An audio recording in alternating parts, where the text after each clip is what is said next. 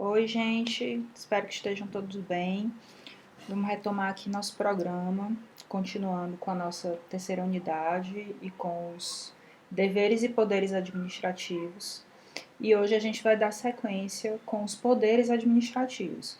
Nós vimos que, na verdade, esses poderes são chamados poderes-deveres, mas parte da doutrina os divide entre deveres, que nós tratamos no último encontro, normalmente coincidentes com os princípios do direito administrativo, e poderes, que nós vamos tratar agora. Lembrando que esses poderes administrativos não se confundem com os poderes estatais, já que os poderes estatais são poderes estruturais, poder legislativo, poder executivo e poder judiciário.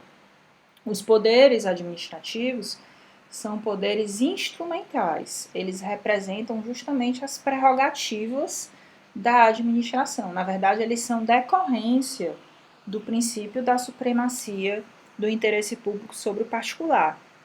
E, tradicionalmente, a doutrina mais clássica, ela indica que são poderes administrativos o poder vinculado, o poder discricionário, o poder hierárquico, o poder disciplinar, o poder normativo ou regulamentar e o poder de polícia. Contudo, a doutrina mais moderna entende que a vinculação e a discricionariedade ela é mais adequada para ser estudada nos atos administrativos, justamente porque a vinculação e a discricionariedade é uma característica ou uma classificação dos atos, de acordo com o seu grau de liberdade. Então, não seria tecnicamente adequado para esses autores, como o Celso Antônio Madeira de Mello, por exemplo, ou a professora Maria Silvia Zanella de Pietro, que fazem parte dessa doutrina mais moderna, entender um poder como vinculado ou discricionário, mas sim um ato administrativo como vinculado ou discricionário. Ou seja, a gente fala de um ato vinculado quando este ato tem todos os seus elementos, todos os seus requisitos indicados na lei. Então, não vai haver a margem de liberdade, só vai haver uma conduta possível ao agente público, que é a conduta prevista na lei. Já no ato discricionário, haveria uma certa margem de liberdade para que o agente afira sobre a situação, sobre a circunstância, escolhendo ou manifestando a vontade de acordo com a sua conveniência e a sua oportunidade.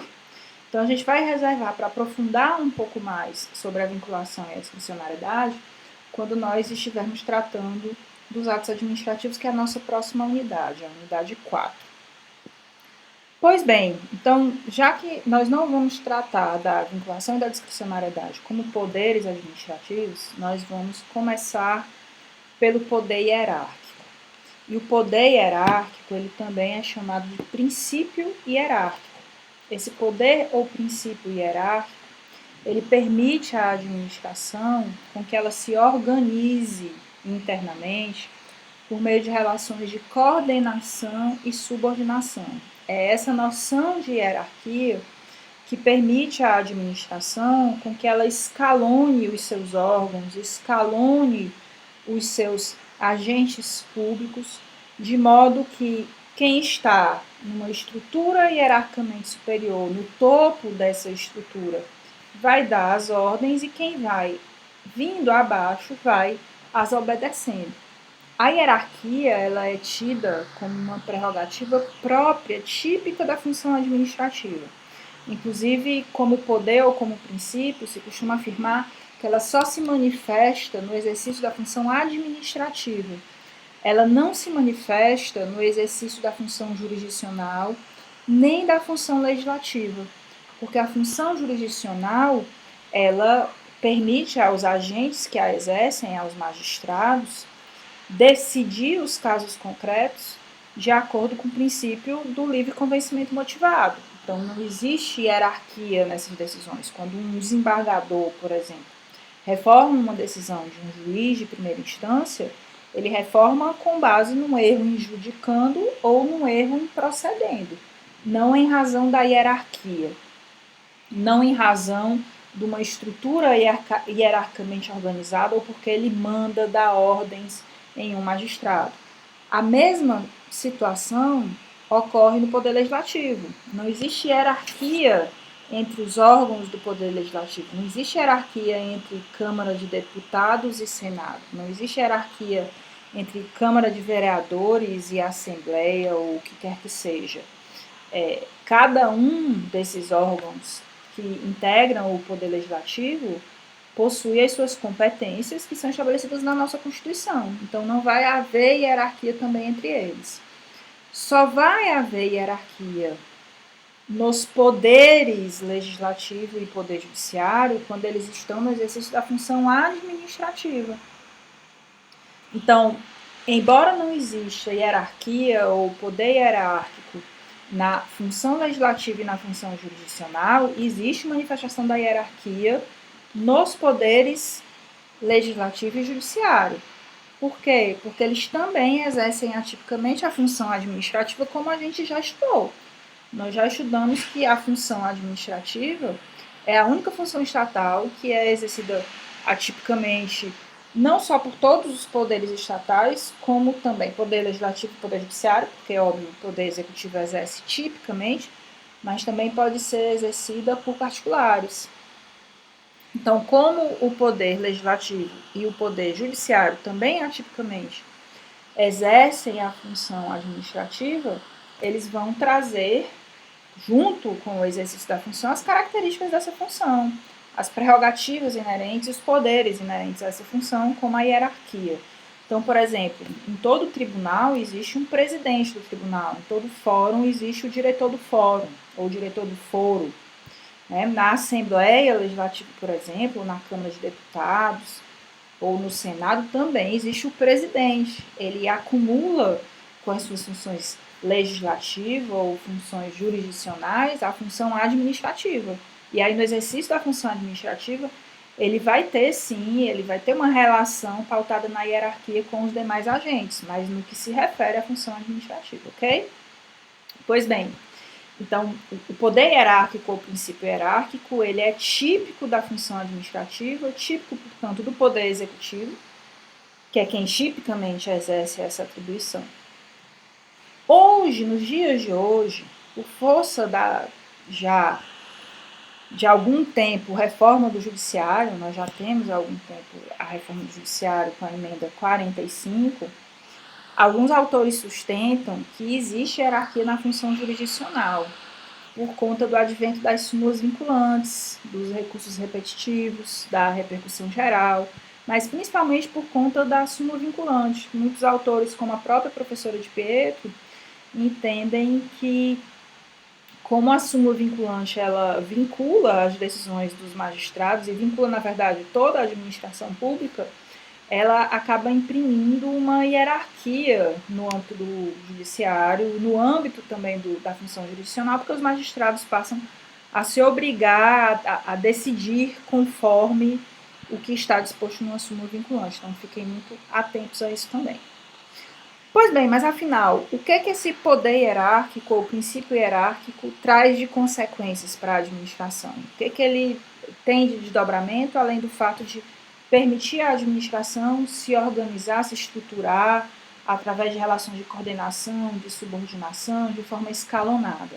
Existem algumas consequências que a doutrina traz para esse poder. A primeira consequência é a prerrogativa do superior hierárquico dar ordens aos seus subordinados.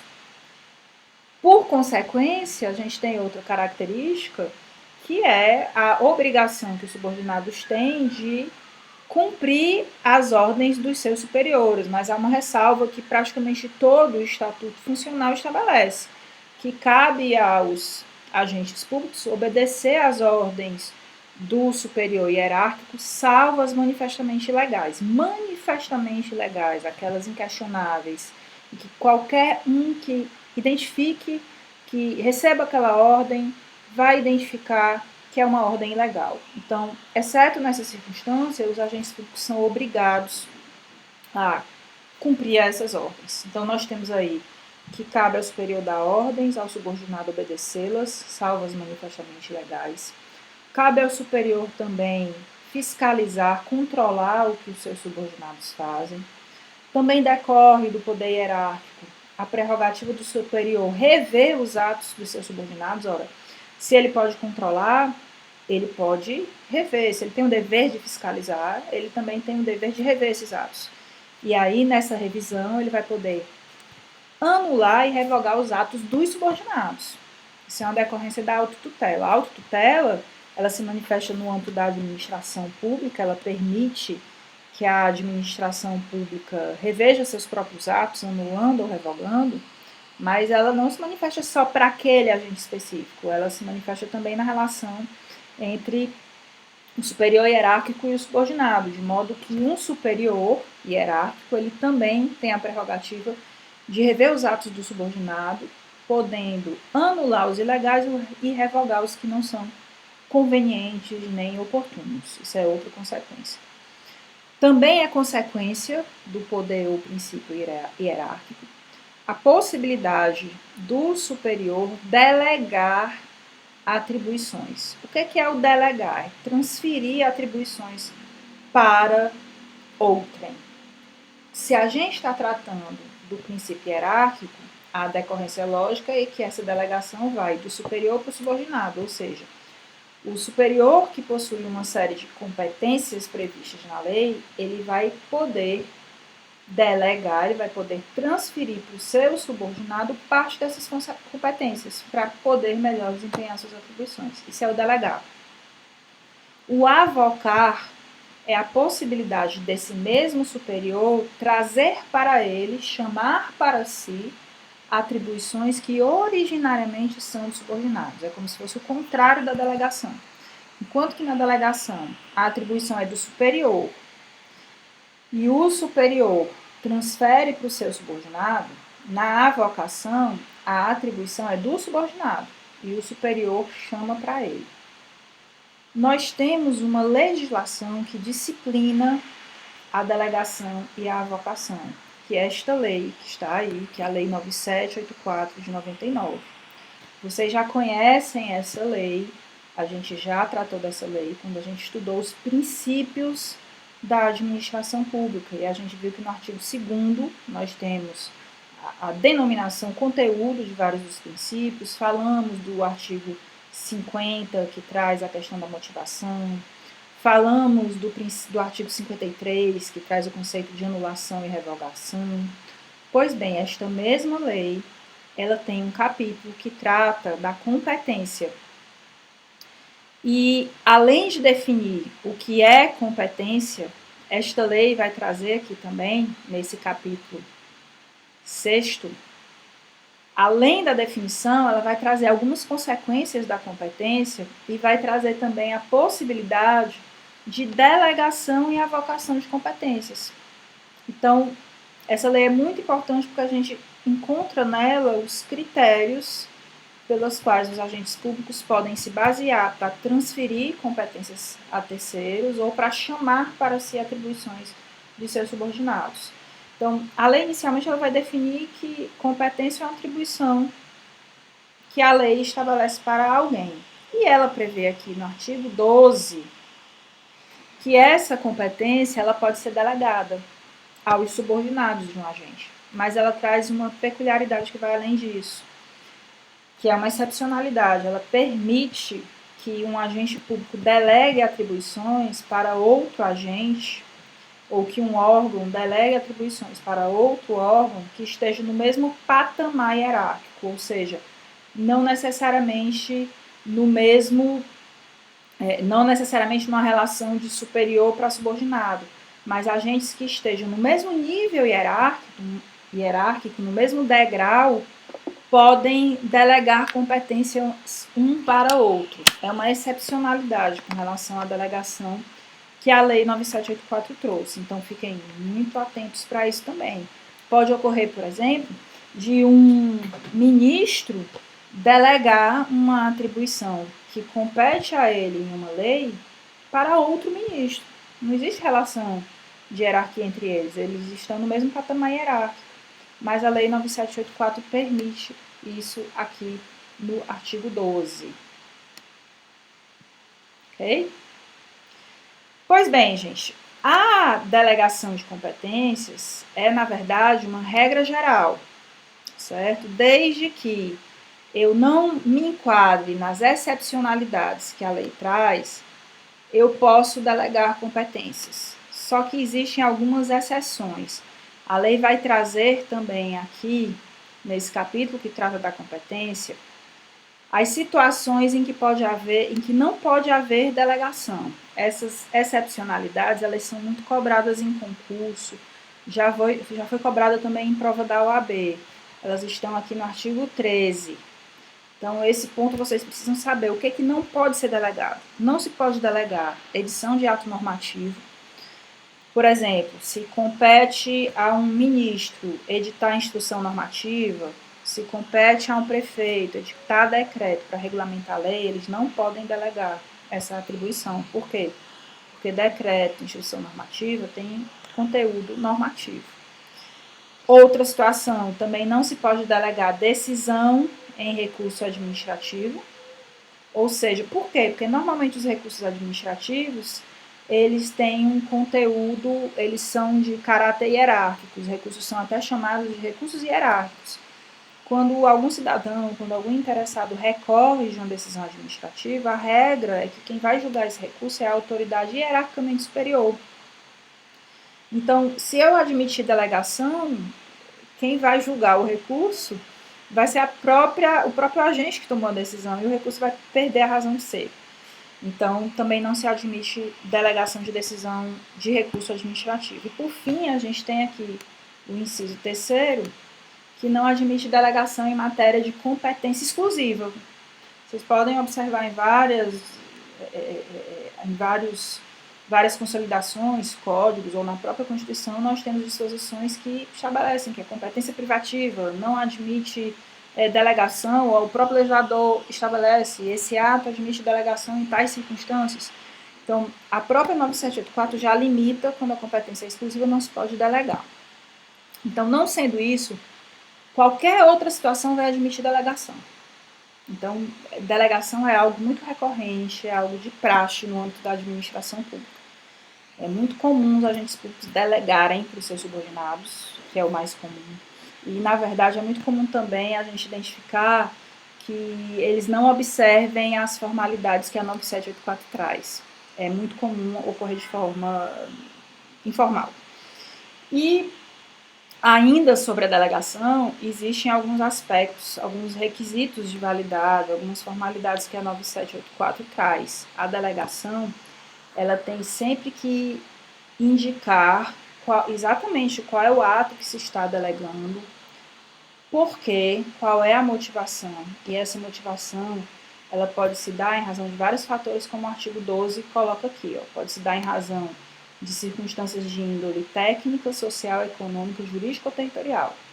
A delegação nunca pode ser total, ela é sempre parcial. A lei coloca aqui, delegar parte da sua competência.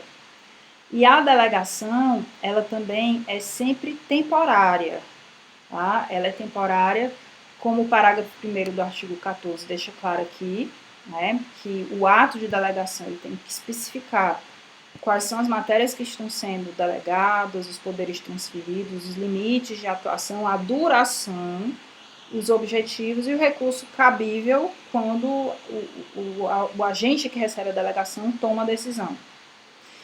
E prevê também a lei a possibilidade de ressalva de exercício de atribuição delegado. O que é isso? É a Juliana delegar uma atribuição dela para o subordinado dela, mas colocar no ato que, durante aquele mesmo período, a Juliana também vai poder praticar aquele ato em paralelo ao subordinado dela que recebeu a delegação, né, que a gente chama de delegado. Bem, outro requisito que a lei exige é que no ato praticado pelo delegado, que é a pessoa que recebeu a delegação, sempre tem que constar que ele está praticando aquele ato em regime de delegação. Então, em resumo, a delegação é essa. Lembrando, gente, que delegação, ela é sempre ato discricionário, é a critério do agente delegar suas atribuições para os seus subordinados ou para quem esteja no mesmo patamar. A própria lei coloca aqui que a delegação que o agente poderá delegar, tá certo? Um órgão e seu titular poderão, se não houver impedimento legal, delegar parte de sua competência. Existe um tema que é muito discutido sobre delegação, que é a questão da responsabilidade. Imagine que eu, Juliana, delego para um subordinado uma determinada atribuição, e esse meu subordinado, ao praticar o ato, causa um dano a alguém. E a administração pretenda obter um ressarcimento de um prejuízo que ela foi obrigada a indenizar a esta pessoa que foi prejudicada, ou ainda pretenda punir disciplinarmente o responsável pelo ato. Quem é que responde? É a Juliana que delegou, que a gente chama de delegante, ou é o meu subordinado que praticou o ato, que recebeu a delegação, que a gente chama de delegado? A regra é que a responsabilidade é do delegado, porque é ele que praticou o ato. Não à toa que a lei também coloca aqui que os atos de delegação, eles são considerados editados pelo delegado, está no parágrafo 3º do artigo 14. Só que existem exceções, a gente tem que ter muito cuidado. Que exceções são essas? Pode acontecer da Juliana, ao ter delegado para o subordinado, ter escolhido mal. Ela sabe que o subordinado não tem a menor aptidão para desempenhar aquela atividade, mas mesmo assim ela o escolhe e delega, não orienta. Ou ainda ela delega para alguém que teria aptidão, mas esse alguém não é acompanhado, ela não orienta, ela não fiscaliza. Ou seja, ela tem culpa também, em razão. Ela pode ter, aparentemente, pela situação que eu estou narrando aqui, ela teria uma culpa em razão do ato. Por quê? Porque ela não foi responsável ao escolher bem essa pessoa, ou não acompanhou, orientou, fiscalizou o que o subordinado fez. Nessa situação, se restar caracterizada essa culpa, a Juliana ela pode responder por culpa ineligendo, que é a culpa na escolha, ela escolheu mal, ou ela pode escolher em razão da culpa em vigilando, ou seja, ela não fiscalizou o que o subordinado dela estava fazendo. Então, isto é a delegação e todos os aspectos a ela referentes, lembrando que a regra é que quem responde é o delegado, mas é possível, em tese, que o delegante responda também, como nessa situação que eu exemplifiquei para vocês. E por fim, gente, a última consequência do poder ou princípio hierárquico é o que a gente chama de avocação. A avocação está definida aqui no artigo 15. Na avocação, um pouquinho diferente da delegação, é a situação em que o superior não tem a competência, quem tem é o subordinado, mas por uma excepcionalidade, o superior chama para ele a atribuição do subordinado. Isso é o que a lei traz definindo aqui. Será permitida em caráter excepcional e por motivos relevantes devidamente justificados a avocação temporária de competência atribuída a órgão hierarquicamente inferior. A avocação, portanto, ela só pode se dar em caráter excepcional, ela tem que ser devidamente motivada, ela é temporária também, e ela se dá em razão do superior chamar para si uma atribuição do seu subordinado. A lei não traz as hipóteses concretas, fica muito claro que ela é diferente da delegação. A delegação é regra geral, só não pode ocorrer naquelas situações que eu li para vocês. Já a avocação é o contrário, ela só pode ocorrer em situações excepcionais. Embora a lei não traga quais são as situações pontuais em que a avocação pode ocorrer, parte da doutrina identifica alguma dessas situações. Para exemplificar, imaginem que um determinado órgão pequeno, em que tenha só 3 servidores, precisa decidir um processo administrativo e todos esses servidores são impedidos para decidir o processo administrativo. Um é muito amigo da pessoa envolvida, o outro é inimigo, o outro tem um interesse, é parente, enfim, ninguém pode decidir. E o processo administrativo tem que ter uma decisão, ele não pode parar. Então, o que ocorreria numa situação como essa? Alguém que é superior hierarquicamente a esses 3 agentes que teriam a competência originária, avoca essa atribuição e decide. Então, isso é um exemplo clássico de situação de avocação, ok? Então, essas são as consequências do princípio ou poder hierárquico, dar ordens, obedecer salvas manifestamente ilegais, controlar, fiscalizar os atos dos subordinados, rever, podendo anular ou revogar, delegar e avocar. Alguns autores entendem que a possibilidade de edição de atos normativos decorre desse poder também, mas a gente vai tratar lá no poder normativo.